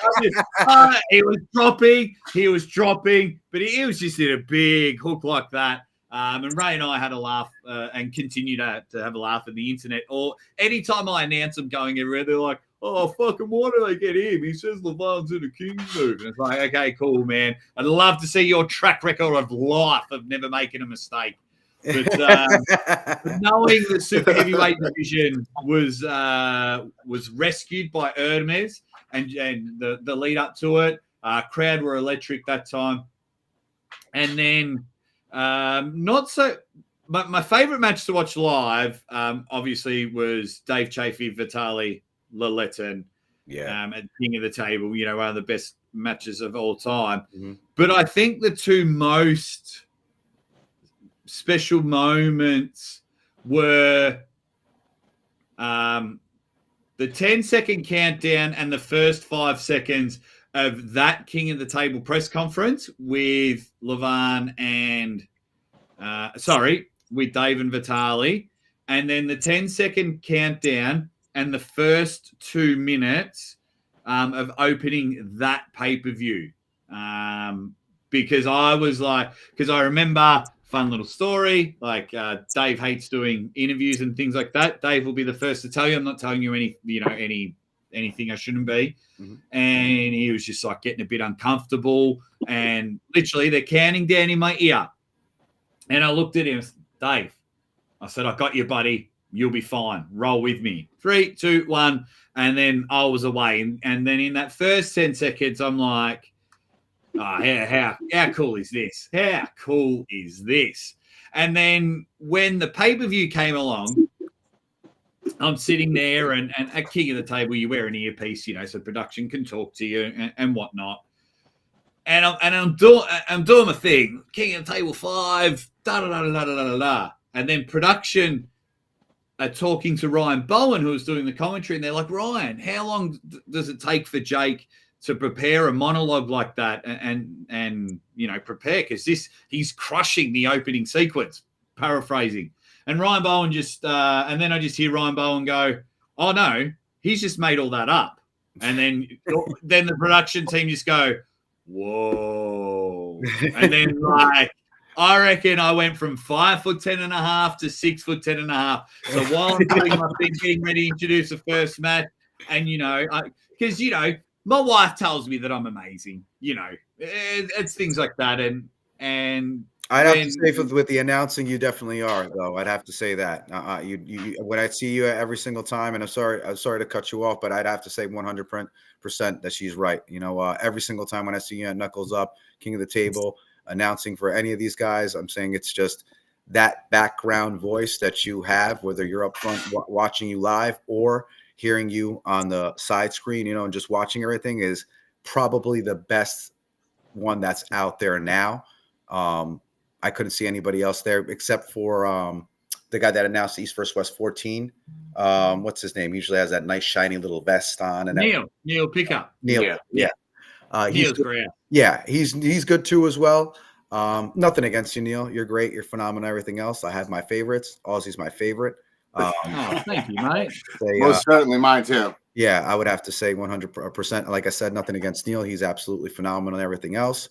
But you're just my type of announcer, especially when I do my announcing of my things. I do the same thing. I don't really give a fucking shit. I announce however I want. I have fun with it. I love that you curse. I love that you open yourself up. I love that you laugh with people and people laugh back at you.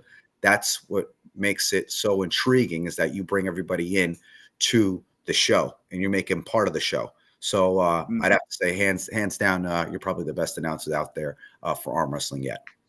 Oh, thank you. Really appreciate it. I love it. Yeah, no, that's what I mean. I struggle with compliments, so that's always nice. I did enjoy the Knuckles Up. Well, it bothered me this time because they started on time. But I remember, How dare they?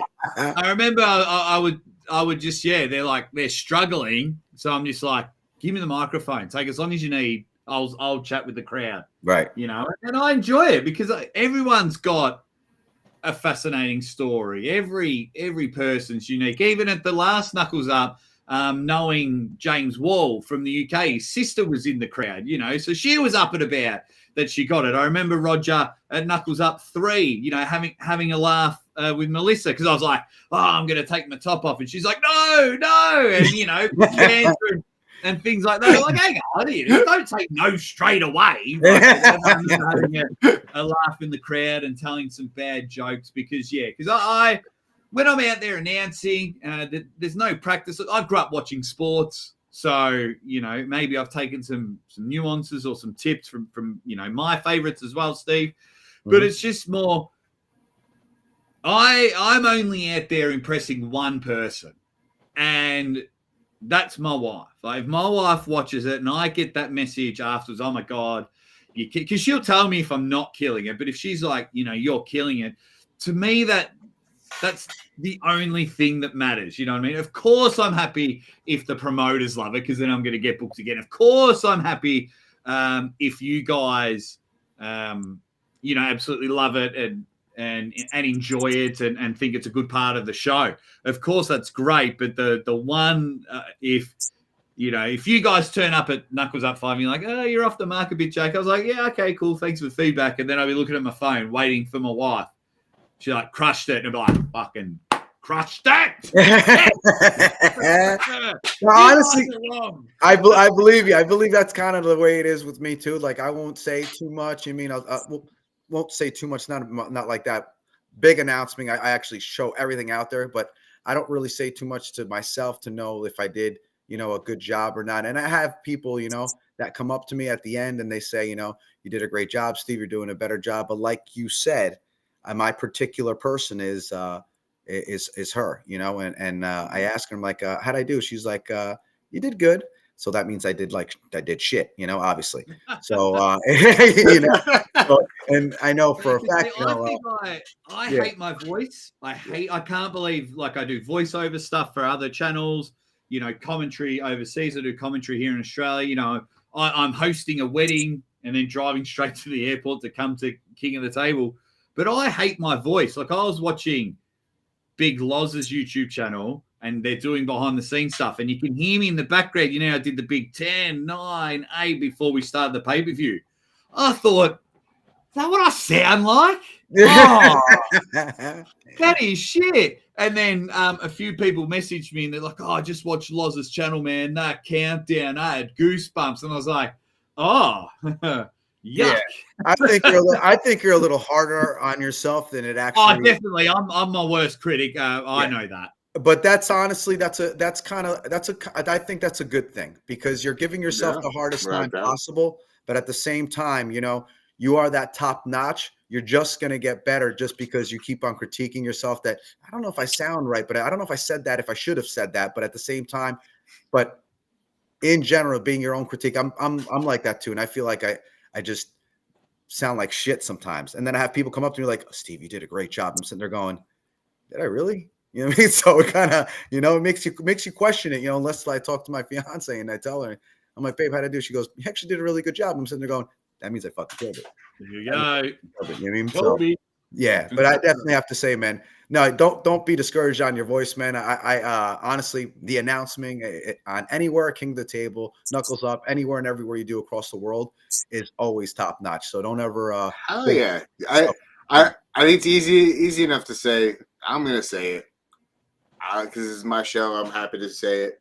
Dude, you're the goat of freaking announcing and all podcasts. No, when it comes to arm wrestling announcing and arm wrestling podcasts, you are the goat in my eyes. Neil, I like you. You're probably close second, but you're the top of the game, the cream of the crop, because it's not just how you announce; it's the energy you bring to the table, the dead space that sometimes other people like myself would have.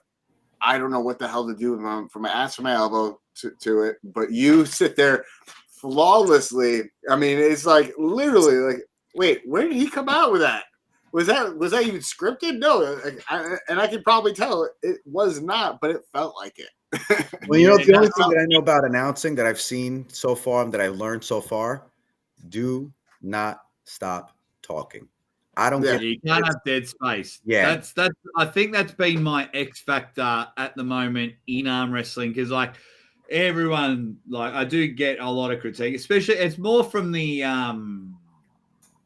bullshitters, the people that love the elbow fouls. But yeah, I've grown up. I'm very lucky. I've grown up with a world of talkers, and I'm the youngest of the lot. So like my whole family. Both sides of them, we're just all shit talkers. And I really, and just picked up everything from there. So I'm lucky that I found a sport that go, right, there's your thing. And I'm too dumb to plan. So like, if I have 6 or 7 things I need to hit off, you'll see it in my face. It'll be like, don't forget to mention Steve's event. Don't forget to mention Roger's 3 matches, and we got to bring up Dan's recovery and things like that. So here I am trying to do my bits and pieces, and then you'll see it in my face if I have too much to plan. The jokes are never planned. I'm just an idiot. I'm a dad, and even sometimes I've been calling it, and I've sat there gone, what have you just said, you idiot? Really? I've definitely done that before. Or it's more or it's don't say it. You said it. Then you said it. Yeah. Because that's the only thing you're thinking about of not doing, and then you end up doing it. You're like, oh man, did I really do that? Well, fellas, I need to get to bed. I'm gonna have to cut out here. Yeah, man. Thank you for tuning in and joining us. Appreciate you coming on. Looking forward to seeing what we do in Montana, man. Thank you for having me. But check your messages, Roger. I already messaged you. I see it. I need to read it. You know what I'm talking about. Have a good night. You too, my man. Have a good night. You too, man. Bye. Yeah, it's no, it's been a fun journey so far. I mean, look, it keeps going, fantastic. But I'll never change. I'll never bow down. You know, I've told promoters where to go, whether they're D grade promoters or tippy top promoters. I'll always do it my way, so because I want to sit there and at the end of the day, if I can look my wife and my girls in the eye and said, you know, Daddy did it his own way. Then I'd be happy, because I think that the great thing that I have is I don't have an ego. So like, just say arm wrestling stops tomorrow and all of my promoters cancel all of their events and they say, we don't want you here anymore, Aussie. I have zero problems going back and getting a job. I've got no problem at all going back and getting a job. That means I don't have to wait at airports for hours and sit in a plane for days at a time. And, you know, I'll be at home every single night of the month with my girls. So it's, I think, so then I can sit there and go, all right, you know, threaten to kill me and spend 6 months trying to get my channel shut down. Cool. I don't need your money. See you later. Oh, you want to question my character and all that? Go fuck yourself. Do not care. I'll just, you know, there'll be other promotions and there's plenty of room to go around. And yeah, I just, yeah, that's the way that's the way I have to operate. And that's the only way I know how to operate. Now, I'm I think I am a very friendly guy. I'm happy to be everyone's friend. That's not a problem. And I don't just cause controversy for the sake of causing controversy. But if you start pushing the buttons, then we're on for young and old. Yeah, I don't think that we would get the real Aussie if it wasn't the original Aussie. You know what I mean? So I don't think that I think the way you do things is kind of the perfect way to do things, you know, roll everything off the tongue, kind of don't set anything up, know what you got to do and do it the way you want to. And that's the way I feel that things should be done. That's the way I do things, Dan. You know the way I am. I don't really go by anybody's other rules. I go by my own rules. Even if somebody wants to give me a fucking itinerary to set up to, I'm sorry, but itinerary means jack shit to me. You know what I mean? It's, I'm going to do everything the way I want it to do it, the way I'm going to be able to, or if I'm with a group or a team, it's going to be the way we want to do it. And so I believe in that cold-heartedly 100%. You know what I mean? And just like you said, I can give two shits about anybody, whatever they have to say. I'm me. I wear my heart, everything on my sleeve, man. I wear colors on my sleeve. So it is what it is. You get what you get. And if you don't like it, you can go fuck yourself. And if you do, even great. I think one of my favorite things has been, it took a very long time because I used to get called at the start. I used to get called fake a lot. This Australian guy, he's fake. Look at him. He's sucking up to his guests and things like that. He's fake. And then after about a year, I would get it, and nothing's changed. The energy is the same. The happiness is the same. I'm up and about. And then I'd get an abundance of messages. Oh, hey, man, just reaching out. I used to think you were pretty fake at the start, but it's been a year now and your energy hasn't dropped and things like that. And I saw you at this event and I saw you at that event. And, so I just wanted to say sorry. You're a good guy. Yeah, man. Absolutely, man. Every single time I see you, man, it's always the same. It's always fun. It's always a great time. It's you play off the, you know, if anyone's there live, you know, you talk to the guys that are there sitting in front, you know, so you're playing off the audience and everything like that. So I think it's a great job. I think it's I never once from the first time ever that you've been doing this ever thought that you were fake. I always thought that you were top-notch announcer, always, all the time. You know what I mean? So, but maybe in the future when we get a little bit bigger of a promotion, I do things a little bit more. Maybe I'll have you on my side there, Aussie, one day. Oh, mate, I'm open to anything. It's like it's really funny. My X factor is also technically my Achilles heel because, like, would I have been as successful if I was American? Not too sure. Does the Australian accent, and especially my accent, it's a very strong Australian accent, cause an X factor and a point of difference in what I do? Absolutely.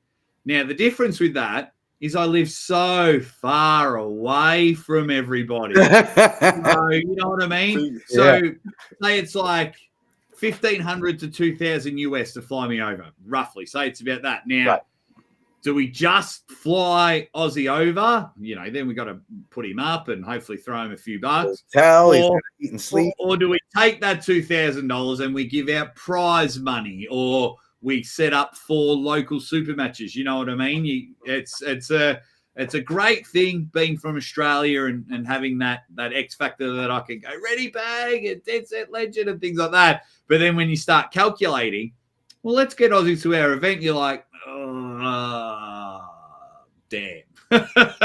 Not yet. But that's cool, man. Like I get it. Even when people just think that I'd be cool enough for their show, I don't care.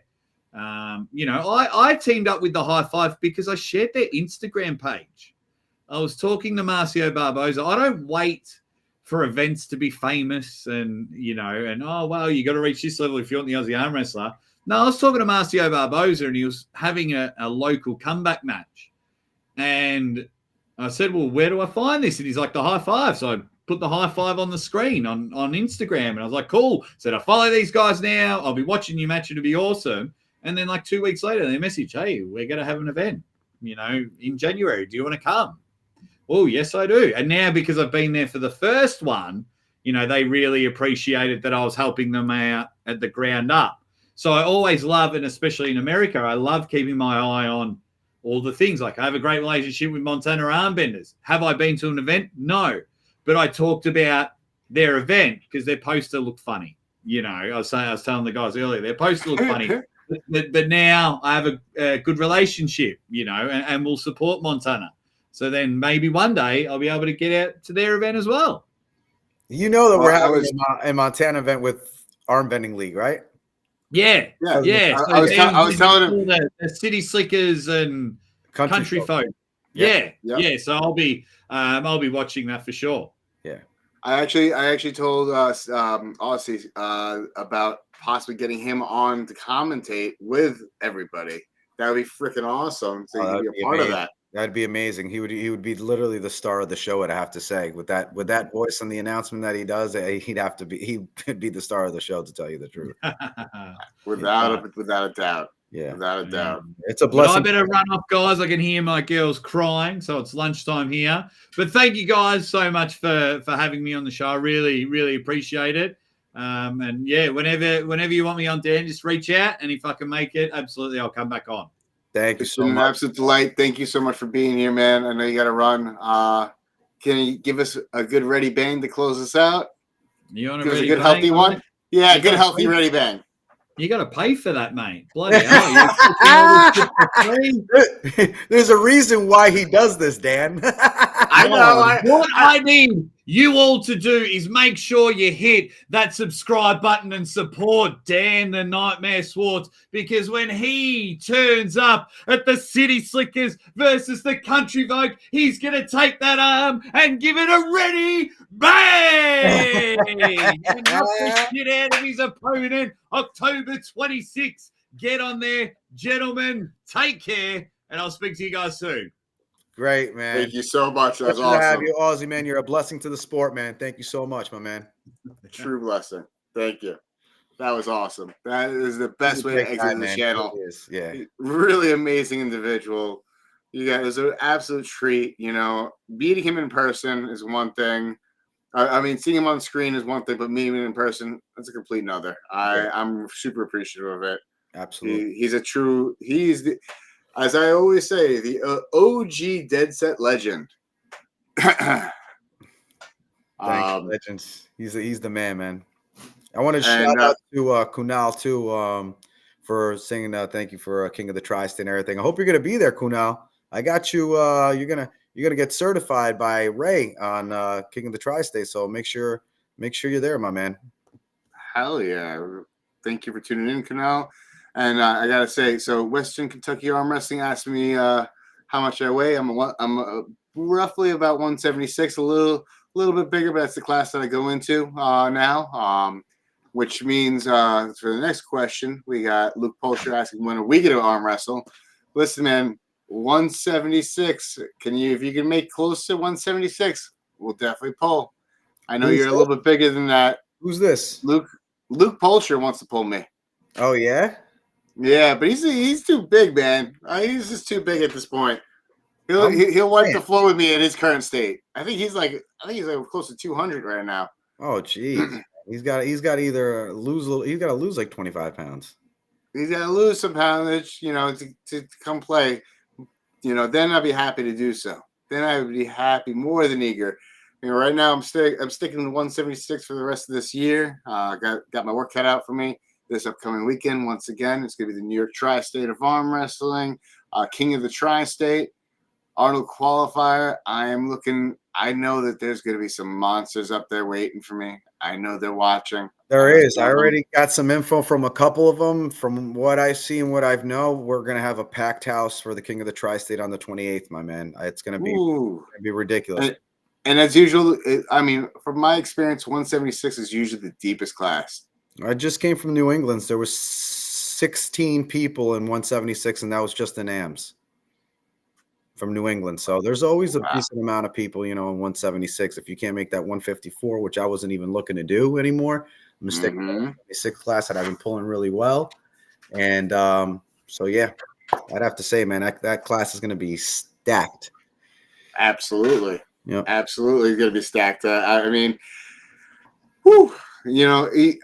And here's the thing: if you pull the New England's and then you're thinking you're going to have an easy go at it this upcoming weekend, you're in trouble. Oh yeah, I'm coming. Yep.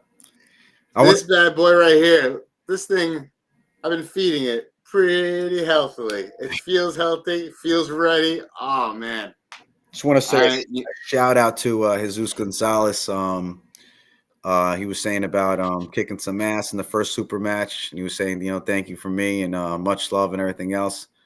You deserve it, Jesus. You've been pulling like a monster. That left arm, that left hand is absolutely fucking disgusting, dude. It literally breaks wrists back. That hand is absolutely on a different level. And I want to put it on the showcase to show everybody. It's going to be a good match, man. You know what I mean? So I can't wait. I think Jonathan's going to be there. He's going up against him. So I know that's going to be a good match for both. They're both really good left-hand pullers or main left-hand pullers. So it's going to be one of the best super matches going to be there too. Also want to shout out to Aiden LeMay and Michael Hawks they're going to have their super match too there, which is going to be absolutely ridiculous. It's going to be so good. Hope you guys have enough strength to pull at the tournament after you guys pull at the after you guys pull at the super match. So, but either way, I appreciate you guys, for stepping up to the plate, especially you, Aiden. I know you've been war after war and, tournament after tournament. So I really appreciate you. And Hawks, the same thing, my man. I just seen you at the 10th annual New York State Championships. You did a phenomenal job. So yeah, man, much respect to the guys that are actually going to be there at the super match. And then obviously are going to be pulling at the tournament. So, I really appreciate everybody that's going to be coming out there to the King of the Tri-State Arnold Classic Qualifier. It means the world to me, man, for as many people as we can get and as many pullers as we can get, whether amateurs, pros, kids, or women. I want everybody there, man. I want everybody to learn. I want everybody to pull their hardest, pull as much as they can. And it's going to be a blast, man. Free food, free giveaways, free drinks, not alcoholic drinks, but iced teas, juices, sodas, waters, and everything else, those type of drinks. But yeah, it's going to be a great time. Hopefully everybody can go. We're going to have some great desserts too. I have a group of girls that are going to be there, really catering everything, putting, dishing out the food, dishing out the desserts and stuff. I got a DJ coming out. My best friend's going to be DJing there too as well. There's going to be great music going on too as well. Shout out to James Reed. He's the one that's helped me out a lot with this and stuff. I'm putting everything together, but he's helping me out with the shirts. The shirts are going to be absolutely fucking phenomenal, man. I think everybody's going to, I love the shirts. So the shirt's going to be great. And yeah, man, it's going to be phenomenal, man. I can't wait. I can't wait for this weekend. A lot of stuff's going to go on. There's going to be 3 tables, a pro table, AM table, and a women's and kids table. New tables too, as well. And yeah, just, I can tell you right now, we're going to have several people from Long Island coming. People who are coming train with me regularly will be coming up. Some will be competing. Some will be just coming to observe. But I can guarantee that we're going to bring some heat. So Yep. Strong Island will be in the house. Woo! Shout out to Steve Walker too. Shout out to Ray Romanowski. Shout out to Mike Bisman. These are all guys that are going to be, all the head refs that are going to be there. We have some down refs. They're going to be John Helenowski, Kunal, if he's going to be there. We're going to have him certified that same exact day. Aiden LeMay also is going to be certified that same exact day too as well. And we have also Steve Redler from Kraken Arms is also going to be a down ref too as well. So I appreciate all you guys coming out. I mean, we have the top-notch guys that are going to be there doing all the reffing. Everything's going to be absolutely fucking phenomenal. I appreciate you, Dan, even coming out here. I know it's a long drive, so thank you, for really showcasing, the King of the Tri-State Arnold Classic Qualifier and everything I have to do with the show. So I appreciate you more, almost more than anybody, to tell you the truth. You're helping me out with all the posters, the flyers for my King of the Tri-State, for the Mabel, the one we're doing in Montana too, the City Slickers versus the Country Folks. You helped me out. You did all the flyers and the posters and everything there too. So I can't say enough from what you did for me and for this crew for New York Tri-State Arm Wrestling, and also on top of that, for you being such a big part of this, helping me out and getting so many sponsors to have this put this together. So I appreciate you, Dan. Thank you so much, man. It's my absolute pleasure and delight, brother. I will say, I want to remind everybody about the King of the Tri-State event. It will be live streamed on Steve's YouTube channel and his Facebook page. We will get that all set up. I'm going to be showing up there early to help him out, to make sure he, has everything squared away by way of the appropriate cameras and footage set up. That way, because all the things this man's doing needs appropriate exposure. And that's why I do it, man. I want the world to see what I get to have the privilege of seeing on a regular basis since you jumped on scene, man. I've been in it for just about 4 years, not that terribly long, but long enough to see a lot of different walks of life try to do it, and there ain't nobody who walks the walk like you do, man. So it's a privilege and an honor to be shoulder to shoulder with you on it. Thank you, man. I appreciate you, man. I really do. Like I always say, man, your work doesn't go unnoticed. And I always make sure that I do show my appreciation to people that deserve it. And that, Dan. I wear my heart on my sleeve, and it's just the way I am, man. And Jesus, yeah, you're fucking pulling pros, bro. You're not pulling amateurs out my. Oh yeah, it's just, I only have pro super matches, so you're definitely pulling pro. So if I see you circle AMs, I'm crossing that shit out and going pros. So I hope you already know. We're going to slide your ass over to the pro table. Yeah, you're definitely going pros, Jesus. It's time, my friend. Your left hand is absolutely ridiculous, and you're not going to get any better unless if you start pulling pros, which I know you've done some classes here and there, and you deserve to be on that high stage. That's why I'm putting that super match together for you, because you deserve to be there. So you deserve to pull with the pros, and vice versa with Sergio. I agree with Sergio on that 100%, because Sergio's turned that page too. He went from amateurs to pros. He's getting better. He's gotten better, and he's just going to get better. He's an absolute monster, Sergio. I keep on telling everybody else to look out, and look out for Sergio, man. I'm telling you right now, for those 154s, look out for Sergio. I'm telling you guys right now. And the next one that's upcoming with that left hand, he's right under a couple different guys like Bisman and Paul Cruz, is that Jesus Gonzalez. He's right underneath those guys. He's right under that tier. There's tiers of Bismans and there's tiers of Pauls, and I want to say Jesus is right underneath that Bisman level. You know what I mean? So he's been getting, especially with his left hand, is top notch. So Jesus, you're doing what you got to do. It's not, people sometimes think like I go to these things to just pull. I scout you guys, man. I look into what you guys are doing. I'm seeing who can pull the hardest, who can pull the best, and who you guys are pulling up against to see what super matches I can put together. So when you see me there, I'm looking at you. I'm watching you to make sure to see if you guys are doing the best that you can, so I can put a super match together for you guys, so you guys can pull each other and have the best super match possible. You guys don't have to be the highest ranked or anything like that. I'm not about that. I'm about to putting the best super matches together to make the best matches together. And that's what it's all about, man. That's really what it's all about. You're only going to grow if you're going to go up against the best. That's the only thing I can say. and not for nothing, super match pulling is a very different creature from tournament pulling. Like you might not have like the best success or be placing first or even second place in every tournament. If you're, let's say you're placing third, but all of a sudden you're killing every single super match, it's because that might be your format. That might be the way where you're better at. Mhm. But you gotta work your way up in the tournaments, and see how well you do in that setting. Right. Take it from myself.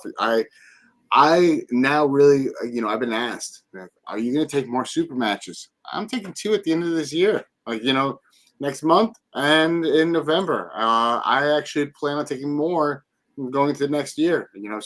Luke Polsher, you want to have a go at it? Let's set something up, early next year. Mhm. Let's do this, man. I've been excited for the concept of super matches, and I'm pumped and ready to go for all things arm wrestling. I'm happy to be at a tournament, but I think I'm a little bit, I'm a little more excited about the concept of a super match. It's just something about that makes my brain tick a little bit. I had a couple of them this year, and next year I want to have more. Yeah, I would say honestly, and really what I like about you too, Dan, is that you're not afraid of anybody, and that's what I really like. Whether the guy is 200 pounds, 250 pounds, or 300 pounds, you take him on, man, and you give it your all, and you deserve to be on that higher stage and show. You know what I mean, and especially I've seen you pull what's his name that we're going to put this together in November. I seen at the strap tournament, you pulled him and you didn't win. You know what I mean? And you're still willing to pull him to make sure could you really beat me if we were in a super match? And that's what I like about that. You know what I mean? That's the type of, and I'm going to be honest with you, you got your hands full, man. You have your hands full of who you're going up against. Oh, yeah. But at the same time, so does he. He's got his hands full. You know what I mean? And you're going to be trouble for him. And I know you are. You know what I mean? And I know the way you pull. Yeah, he's full with this tiny hand. Yeah. Don't let that tiny hand fool you. He's full of shit. I mean, I'd have to say honestly, probably, and whoever is a pull Dan before, and has felt his hand before, don't take him lightly. That's all I'm trying to say is don't take him lightly. Dan has an immense amount of strength. Don't take, because, he looks like a smaller guy. That don't fucking matter, man. Dan's an absolute beast, man, when it comes all around, especially that hand. I highly doubt anybody can really take that hand in a lot of different weight classes. So that's number one. So, yeah, I'd have to say the match that you have is a very good match. I wanted a different match, which I thought was probably going to be maybe a little bit different. You know which match I'm talking about, Dan, but oh yeah, it'll be in the future later in the future. I'm going to talk about it in the future when I get that guy online and have him say, okay, that's when I'll bring up the match with you and on, a live stream and everything else. But in general, I give you a lot of respect for taking on these guys. I mean, it's Conrad is no joke, man. Conrad is no joke. And definitely. I mean, listen, when it comes to the tournaments this year, the remainder of the year, I know I got my workout between King of the Tri-State this weekend, and then at the end of the year in December with Lorraine Jenkins is the All-American Bash. There's going to be it looks like 40 or 50 people possibly in the Split 76 class. Jesus Christ, I don't know what I'm getting myself into, but you know what? It's all for the fun, and it's just to see where I land. I do listen. I will be over the moon if I get well up in the single digits up there. If I get even close to a single digit, I will be freaking through the roof over it. I think some of the people's names that are on there. Whew, I mean, I know some of them. I've gotten a lot stronger since I've last faced them, and they're thinking they're in for an easy time. They're not. They're not. Those people are not. But there are some people who I know that I've gotten closer to. So it's gonna be interesting to see what kind of stamina I can bring out with the right arm, because I'm only going there with the right arm. The left arm can't handle that kind of level of intense competition. I know you guys all say my left arm ain't the party arm, but it still is somewhat of the party arm. It doesn't have the same size and definition and stamina as the right. The right's got the all the juice. That's good. I'm saying either way, you're a good puller, left or right hand puller. Like I always say, the party arm is really not the party arm anymore. But either way, the right hand, the right arm is on a different level, 110%. And yeah, man. I can't wait to see what's going to happen. We have a lot of matches going on. I'm not going to call out too many different matches. We'll probably do maybe next Monday or something like that. We'll start running in, after the King of the Tri-State, and I'll start bringing up a couple different other promotions and tournaments and super matches that we have going on. I have probably it's crazy, but probably another 7 to 8 different tournaments and events and super matches that I have going on until the end of the year. And there's only really a few months left to the end of the year, but it's just I always put as much as I can on there. You know what I mean? To keep. You're an animal with it. You're an animal with it, man. I try, man. I try. No rest for the wicked, as I always say. No rest for the wicked. Yeah, man. There really isn't, dude. There really isn't. even Sergio says he's always telling me, he goes, "When are you not working?" And to be honest with you, I think it's when I'm sleeping. So no, you're still cranking out ideas. You're just sleeping. Oh yeah, 100%. You have that mental notepad going, running in high gear. That hamster's probably gasping for air. Yeah. Saying, when will this man stop? Yeah. No, this is very true, man. Even last night, I was up till about 1:30, 2 o'clock in the morning. I really couldn't sleep because I was just thinking to make sure that I have everything set and ready for the King of the Tri-State Arnold's Classic Qualifier. I want to make sure everything is going to be done in the best way possible. Some of the guys, you guys saw the venue. The venue is absolutely beautiful. We're doing at the Homewood Suite at Hilton. We're knocking down those 3 walls to make one gigantic big event there. The place has been redone. It's brand new. Everyone that'll show up there will see how good everything's been done. The awards will be there. Beautiful awards, $100 first place prize pro winners, right and left hand. So it's going to be a really, really good event, man. It's going to be probably one of the best events that I'll have. I hope it ends up being very fully packed, but I'm putting in as much as I can to make sure everything goes the way it's supposed to. Shout out to Ian Carnegie. I just want to say he's a great guy, man. Thank you so much for the shirt and everything. And I know we're still waiting for the hat and everything else like that. So whenever you get the hat, always rock your stuff. I love your stuff, the way you do everything. Me and Ian have already been talking. We're probably going to do something in the future. So eventually we'll be setting up a couple super matches together. But yeah, like I said, MAC 2, December 21st, the park. I think it's going to be in Canada. And I think I don't want to shout out too many things. I don't know what he put on there yet, but I do know a couple pullers that you're going to have there because I already spoke to them because I'm already trying to get them a couple of matches and they're telling me that they're pulling for you in Canada. So I don't want to shout out too many names. I'll let you do that, Ian, whenever you get the chance, but it's going to be an absolutely phenomenal show. Ian did a phenomenal job at the first MAC tournament at the billiards where he had it last time with JJ Jackson. Peter Brennan did an absolutely phenomenal job smashing his opponent. And same thing, with his jerseys. They're so top notch. They look great. And just in general, Ian Carnegie as a person, he's a very, very, very good hearted person. And he's a professional at what he does. And I love the fact that he puts in a lot of work into his clothes and stuff like that, because into his gears, into his jerseys, into his hats. And that's as professional as you're going to get, when it comes to stuff like that makes it look really good. I mean, so just like James Reed does too. James does an absolutely phenomenal job when it comes to that type of stuff. He helped me out with the shirts. Wait till you guys see the shirts that I have for the Arnold's Classic Qualifiers. I'm going to have black and white shirts. They are fucking top notch. I can't wait, man. Because I was just talking to Hernandez. I need a more up to date shirt from New York Tri-State.